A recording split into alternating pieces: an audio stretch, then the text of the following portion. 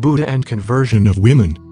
Conversion of Mahaprayapati Gautami, Yashodhara, and her companions. When the Blessed One had been on a visit to his father's home, the desire to join the Sangha was as keen among the Sikh women as it was among the Sikh men. The leader of such women was no other than Mahaprayapati Gautami. Now at the time when the Blessed One was staying among the Sikhs in the Nagaragrama, Mahaprayapati Gautami went to him and said, "It would be well, Lord, if women were allowed to become Parirayakas and enter the Sangha under the doctrine and discipline proclaimed by the Tathagata. Enough, O Gautami. Let not such a thought come into your mind." And a second and a third time did Mahaprayapati make the same request in the same words, and a second and a third time did she receive the same reply. Then Mahaprayapati Gautami, sad and sorrowful, bowed down before the Blessed One, and went away weeping and in tears.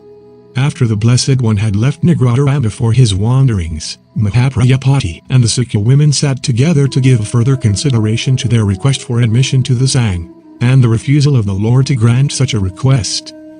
The Sikh women refused to take the Lord's refusal as final. They decided to go further, to assume the garb of a Parivrayaka and present the Lord with a fait accompli. Accordingly Mahaprayapati Gautami cut off her hair and put on orange-colored robes, and set out with a number of women of the Sikh clan on her journey to meet the Lord, who was at that time staying in Vaisali in the Mahavana in the Kutagra hall. In due course Mahaprayapati Gautami with her companions arrived at Vaisali, and with swollen feet and covered with dust, came to the Kutagara hall. Again she made the same request to the Blessed Lord which she had made when he was staying at Nagaragrama, and he refused it again. On receiving his refusal a second time, Mahaprayapati withdrew, and was standing outside the entrance of the hall not knowing what to do. While she was so standing, Ananda, on his way to the hall saw her and recognized her. He then asked Mahaprayapati, "Why standest thou there, outside the porch, with swollen feet, covered with dust, and sorrowful, weeping and in tears?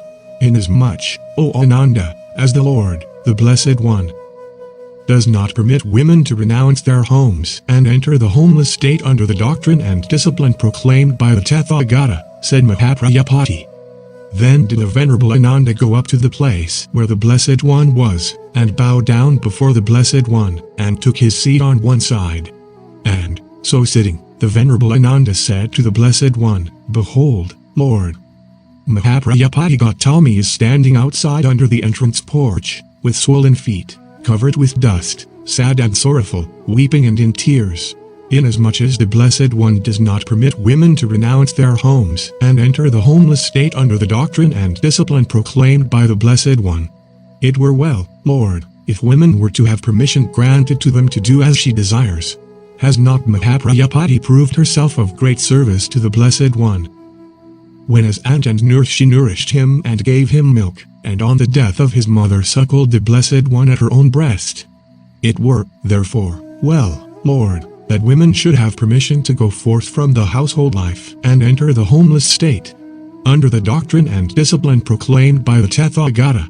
Enough, Ananda. Let it not be, please, that women should be allowed to do so."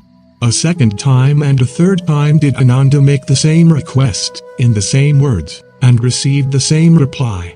Then the Venerable Ananda asked the Blessed One, "What can be the ground, Lord, for your refusal to allow women to take the Raja? The Lord knows that the Brahmins hold that the Shudras and women cannot reach moksha salvation because they are unclean and inferior. They do therefore not allow Shudras and women to take the Raja. Does the Blessed One hold the same view as the Brahmins? Has not the Blessed One allowed the Shudras to take the Raja and join the Sangha in the same way he has done to the Brahmins? What is the ground, Lord, for treating women differently? Does the Blessed One hold that women are not capable of reaching Nibbana, under the doctrine and discipline proclaimed by the Blessed One?" The Blessed One replied, "Ananda, do not misunderstand me. I hold that women are as much capable as men in the matter of reaching Nibbana. Ananda, do not misunderstand me. I am not an upholder of the doctrine of sex inequality. My rejection of Mahaprayapati's request is not based on sex inequality. It is based on practical grounds. I am happy, Lord, to know the real reason. But must the Lord refuse her request because of practical difficulties? Would not such an act bring the Dhamma into discredit, and make it open to the charge of upholding sex inequality? Could not the Lord devise some rules to get over such practical difficulties by which the Lord is worried? Well, Ananda, I grant, if Mahaprajapati insists that women must be allowed to take Parivraja under the doctrine and discipline proclaimed by me. But it shall be subject to 8 conditions. Let Mahaprajapati Gautami take upon herself the responsibility of enforcing the 8 chief rules. That will be her initiation. Then the Venerable Ananda, when he learned from the Blessed One these 8 chief rules, went to Mahaprajapati Gautami and told her all that the Blessed One had said. Just, Ananda, as a man or a woman, when young and of tender years, accustomed to adorn himself, would, when he had bathed his head, receive with both hands a garland of lotus flowers, or of jasmine flowers, or of stamutaka flowers, and place it on the top of his head. Even so do I, Ananda, take upon me these 8 chief rules, never to be transgressed during my lifetime, said Mahaprajapati to Ananda. Then the Venerable Ananda returned to the Blessed One, and bowed down before him, and took his seat on one side. And so sitting, the Venerable Ananda said to the Blessed One, Mahaprajapati Gautami, Lord, has taken upon herself the responsibility for the enforcement of the 8 chief rules. She may therefore be regarded as having received the Upasampada initiation entry into the Sangha. Now Mahaprajapati received ordination, and Sakulades who had come with her were also ordained at the same time. Thus ordained, great Prajapati came before the Master, and saluting him, stood on one side, and the Blessed One taught her the Dhamma, the doctrine, and the discipline. The other bhikkhunis were instructed by Namdaka, one of the disciples of the Blessed One. Among the Sakya women who became bhikkhunis along with Mahaprajapati was Yashodhara. After her initiation she came to be known as Bhattakakana. Conversion of Prakriti, a Chandalika. Once the Blessed Lord was living in Shravasti, in the Jetavana Rama of Anathpindika. It so happened that Ananda, his disciple, had gone into the city to beg for alms. After eating his food, Ananda was going to the river for drinking water. He saw a girl on the river bank filling her pot. Ananda asked her to give him some water.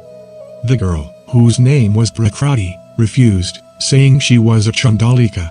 Ananda said, I am concerned with water, I am not concerned with your caste. The girl then gave him some water from her pot. Thereafter, Ananda left for Jetavana. The girl followed him and saw where he was staying, and found that his name was Ananda and that he was a follower of the Buddha. On returning home she told her mother, Matangi, what had happened, and falling on the ground, started weeping. The mother asked for the cause of her weeping. The girl told the whole story, and said, if you wish to marry me, I can only marry Ananda. I will not marry anybody else. The mother started on an inquiry.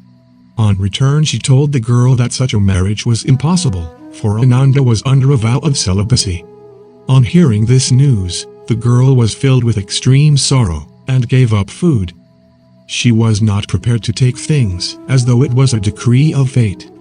So she said, Mother, you know the art of sorcery, don't you? Why don't you employ it to achieve our purpose? The mother said, I will see what can be done. Matangi invited Ananda to her house for a meal. The girl became very happy. Matangi then told Ananda that her daughter was very anxious to marry him. Ananda replied, I am vowed to be celibate, and therefore I cannot marry any woman. If you do not marry my daughter, she will commit suicide, so attached she is to you, Matangi told Ananda. But I cannot help this, replied Ananda. Matangi went inside, and told her daughter that Ananda refused to marry her. The girl cried, Mother, where is your sorcery? The mother said, my sorcery cannot win against the Tathagata. The girl shouted and said, close the door, and do not allow him to go out. I shall see that he becomes my husband this very night. The mother did what the girl wanted her to do. As night fell the mother brought into the room a bed. The girl, dressed in her best, stepped in. But Ananda remained unmoved. The mother at last used her sorcery. As a result, a fire broke out in the room. The mother then held Ananda by his clothes and said, If you will not agree to marry my daughter, I will throw you in this fire." However, Ananda did not yield. And the mother and the daughter, feeling helpless, left him free. Ananda, on his return, told the Blessed Lord all that had happened. On the second day the girl came to Jetavana in search of Ananda. Ananda was going out for alms. Ananda saw her and wanted to avoid her. But the girl followed him wherever he went. When Ananda returned to Jetavana, he found the girl waiting at the door of his vihar. Ananda told the Blessed One how the girl was pursuing him. The Blessed One sent for her. When the girl appeared before him, the Blessed One asked her why she was pursuing Ananda. The girl replied that she was intent on marrying him. "I have heard he is unmarried and I am also unmarried." The Bhagavan said, "Ananda is a bhikkhu, and he has no hair on his head. If you can get yourself clean shaven I shall see what could be done." The girl replied, "I am prepared for it." The Bhagavan said, "You must get your mother's permission for undergoing tonsure." The girl returned to her mother and said, "Mother, I have achieved what you failed to achieve.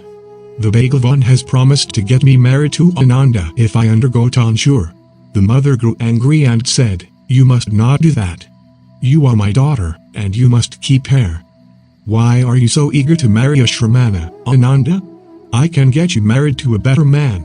She replied, "I will either die, or marry Ananda. There is no third alternative for me." The mother said, "Why are you insulting me?" The girl said, "If you love me you must let me do as I wish." The mother withdrew her objection. And the girl underwent tonsure. Then the girl presented herself before the Blessed Lord, saying, "I have tonsured my head as directed by you." The Blessed Lord then asked her, "What do you want? What part of his body you cherish?" The girl said, "I am in love with his nose, I am in love with his mouth, I am in love with his ears, I am in love with his voice, I am in love with his eyes, and I am in love with his gait." The Blessed Lord then said to the girl, "Do you know that the eyes are the home of tears, the nose is the home of dirt, the mouth is the home of spit, the ear is the home of dirt, and the body is the container of dung and urine? When men and women come together they procreate children. But where there is birth there is death also. Where there is death there is sorrow also. My dear girl, what are you going to get by marrying Ananda?" "I do not know." The girl began to cogitate, and agreed that there was no purpose in her marriage with Ananda, on which she was so intent. And she told the Blessed Lord accordingly. After saluting the Blessed Lord, the girl said, "Owing to ignorance, I was going in pursuit of Ananda. My mind is now enlightened. I am like a sailor whose ship, after a mishap, has reached the other bank. I am like an unprotected aged person who has found protection. I am like the blind who has got new sight. The Blessed Lord by his wise words of advice has awakened me from my sleep. Blessed art thou, Prakriti, for though you are a Chandalika you will be a model for noblemen and noble women. You are of low caste, but Brahmins will learn a lesson from you. Swerve not from the path of justice and righteousness, and you will outshine the royal glory of queens on the throne." The marriage having failed, the only course for her was to join the Bhikkhuni Sangh. Having expressed her wish she was admitted into it, though she belonged to the lowest class.